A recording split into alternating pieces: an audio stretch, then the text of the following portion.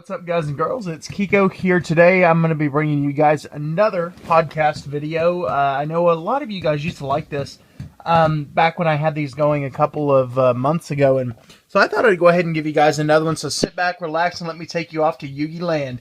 And guys, what I wanted to talk about today is something I actually posted the other day on Facebook, and I'm really sorry that I don't have it right here in front of me. I'm kind of doing this right off the top of my head, but essentially I said that Yu-Gi-Oh is so much easier to play, to understand, to be involved with. It's so much easier to just on yourself when you start to understand things and how they work in regards to the way that the game is going to be played. And what I mean by that and where it comes from is, I can't tell you guys how many posts I've seen on Facebook lately and in YouTube comments and things where people are saying that they hate the way the game is going and they can't wait until such and such comes out, or the ban list is released, or this pack comes out, or this specific card, or until something gets banned. And the misconception that a lot of people are having is that they think that this is going to fix Yu-Gi-Oh in their minds.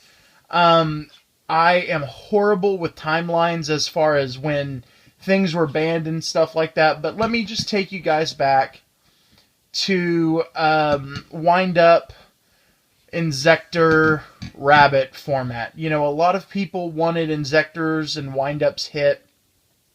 Wind-ups had already had the hand loop taken away, and then things got hit, and then we had, you know, a bunch of different decks for a little bit, and then we had, Inzektors, the new form of wind-ups with the shock lock, and of course Dino Rabbit still out there in front.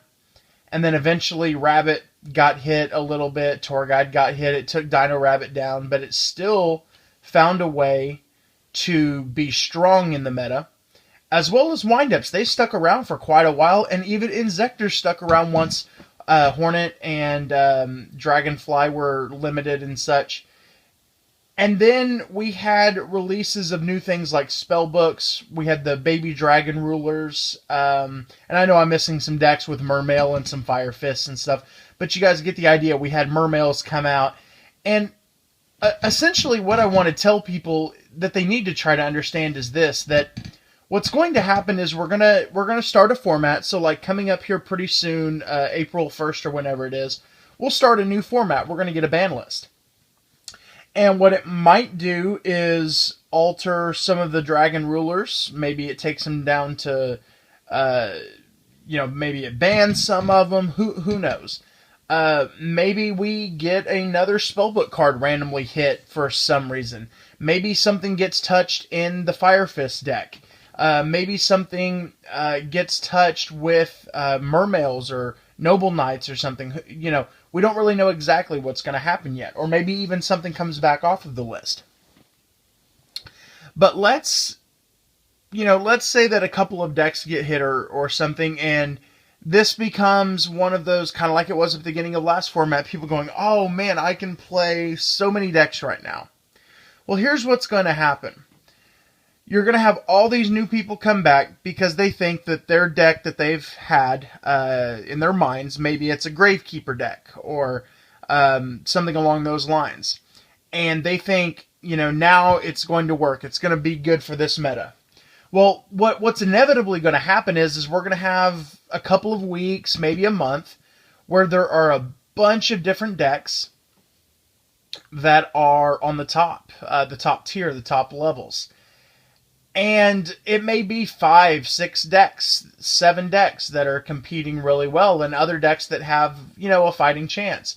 But what's going to inevitably happen is you're going to have the players that are known for being good. Yes, you'll have the person at your locals who's really good that can't afford to go to tournaments. Like, yeah, you will have those people as well. But 90% of the Yu-Gi-Oh community, in my opinion, as far as the competitive scene at a YCS or an ARG circuit series, is based upon these players that continually and consistently do well at the big tournaments, the YCSs, the regionals, they are consistently topping top 16, top 8, maybe even top 4. It's these people that are continually piloting the big decks, and a lot of them are the ones that are not necessarily discovering, but they're the ones that are finding the best combinations of cards for the best possible deck. Your Patrick Hobins, your Billy Breaks, those types of people. There are thousands of them out there, but there's a reason that it's always these guys at the top, and it's because they are innovative, and then people start following them. Well, here's what happens, guys. You go from 7 decks or so, and then you have this really big group of good players. I'm talking hundreds of players all over the country, all over the world, that are finding what is working best most. So, now halfway through the format, we've got 3 decks that are being used in the top tier, that are doing well more consistently in bigger numbers. And then by the end of a format, you may have 1, possibly 2 decks that are, the only thing you see at the top tables. They are everywhere. Everybody's playing them. The cards get more expensive. People get tired of playing them, and then that's when you start to lose people, and then that's when the people start to say, well, we need this to happen, this to come out, and then I'll play again because the format will be fixed. Guys, the format's never really fixed. It always gets thrown around, and what happens is you start off at the beginning of the format. You don't know what to side for because there are so many cards that can be played at that moment. So many decks that can be played. You don't know what to side for. And so you try to side for the best versatility there is. That's something a lot of players like. And then there's a lot of players, like a lot of the pro players, who when they go to a tournament, they prefer to have 1 to 3 decks that are in the top because they can concede concentrate. There we go. They can concentrate their side decks to those couple of specific decks, and specifically the ones that give them the most trouble. And that's how it goes. And you have people fall off, and then we start all over again, and people complain, and they, you see people talking about it like it's going to change. And some of it may be new players coming in that haven't had these experiences yet, but I see plenty of players that have experienced it over and over and over. And I'm just wondering, if they understand that it's never going to change. I would love for it to change. I wish it could change. Yes, there is somebody out there that could find a random deck that beats the top tier consistently, but until they are able to get it well known and well established as a deck that really can do what it's advertised to do, it's never going to be in the the upper echelon of decks that are going to get noticed, and then you're just going to be mad that everybody's playing the deck that you came up with, and now your ideas are not original anymore, and in 2 months, people are going to say, well, I'm tired of playing this deck, it's autopilot, and it's all this other stuff. And so, I said it to a guy this way. I said, he was talking to me on Facebook about the good decks, playing decks that are rogue and having a chance, and how it's a numbers game. And I said, well, yes, it is a numbers game, but the numbers are there for a reason.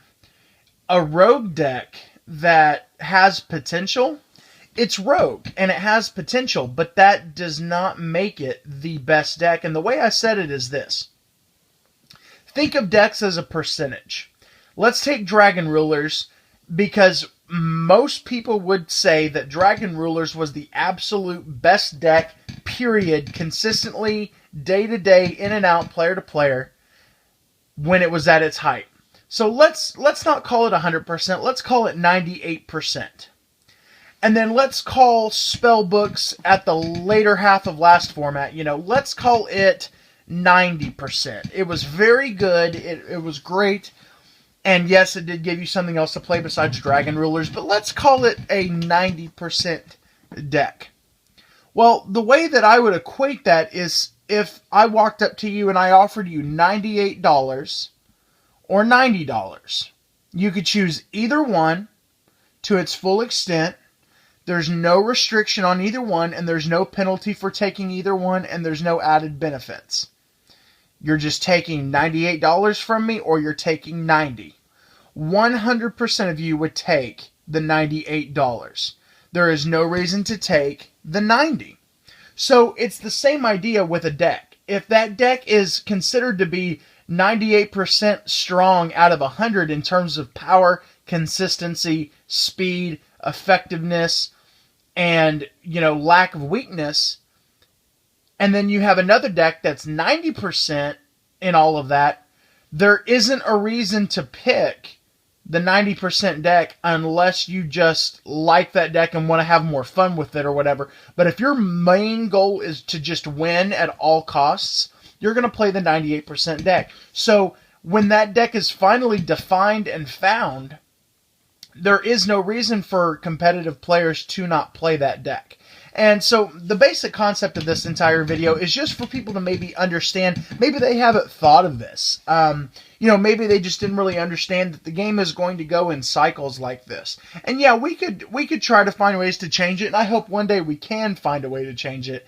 I just want people to maybe not get discouraged and just quit or talk bad about the game, because there's not really a reason to talk bad about that in the terms of thinking it's going to change, because it's going to happen.